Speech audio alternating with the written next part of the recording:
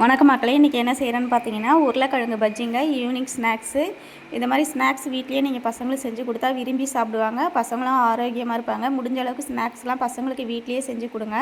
உருளைக்கிழங்கு வந்து நல்லா பெருசாக எடுத்துட்டோங்க. அதை நல்லா ஸ்லைஸாக பண்ணி மாவில் துவச்சி சூப்பராக போட்டு எடுத்தாச்சு. அடுத்து என்னென்னு பார்த்தீங்கன்னா ஆனியன் பஜ்ஜி தாங்க போடுறோம்.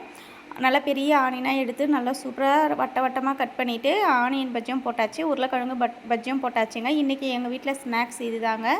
சூப்பராக வந்திருக்கு. பஜ்ஜி நல்லா கடையிலலாம் வாங்கினா எப்படி கிறிஸ்பியாகவும் பஃபியாகவும் இருக்குமே அதே மாதிரி வந்திருக்குங்க. பாருங்கள், நான் ஆனியன் பஜ்ஜி உங்களுக்கு திருப்பி போட்டு காட்டுறேன் எப்படி இருக்குன்னு பாருங்கள். ஆனியன் வந்து பொதுவாகவே உடம்புக்கு நல்லதுங்க. நம்ம எப்படி செஞ்சு சாப்பிட்டாலும் உடம்புக்கு நல்லது தான். நீங்கள் வெங்காய பஜ்ஜியாகவும் சாப்பிட்லாம். நீங்கள் வெங்காயம் சமையலில் நிறைய சேர்த்துக்கலாங்க. உடம்புக்கு ஆரோக்கியமானது தாங்க வெங்காயம். இதுவும் சின்ன வெங்காயம் ரொம்ப நல்லதுங்க. ஆனால் சின்ன வெங்காயத்தில் நம்ம பஜ்ஜி போடுறதுக்கு கஷ்டமாக இருக்கும். அதை சமைச்சு தாங்க நம்ம சாப்பிட முடியும்.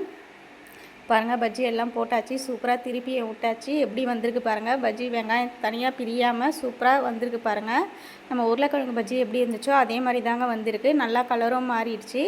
நம்ம ஆனியன் பஜ்ஜி சூப்பராக ரெடி ஆகிட்டு இருக்குங்க. பாருங்கள், கலர் சூப்பராக வந்திருக்கு பாருங்கள். நல்லா எண்ணெயை இருவிடுங்க. எண்ணெயை இருவிட்டு நல்லா எடுத்துடலாம் வாங்க. பாருங்கள், பஜ்ஜி பார்க்கவே செமையாக இருக்குங்க. சூப்பராக ரெடி ஆகிடுச்சு ஆனியன் பஜ்ஜி. இந்த வீடியோ பிடிச்சிருந்தா லைக் பண்ணுங்கள், ஷேர் பண்ணுங்கள், கமெண்ட் பண்ணுங்கள், சப்ஸ்கிரைப் பண்ணுங்கள்.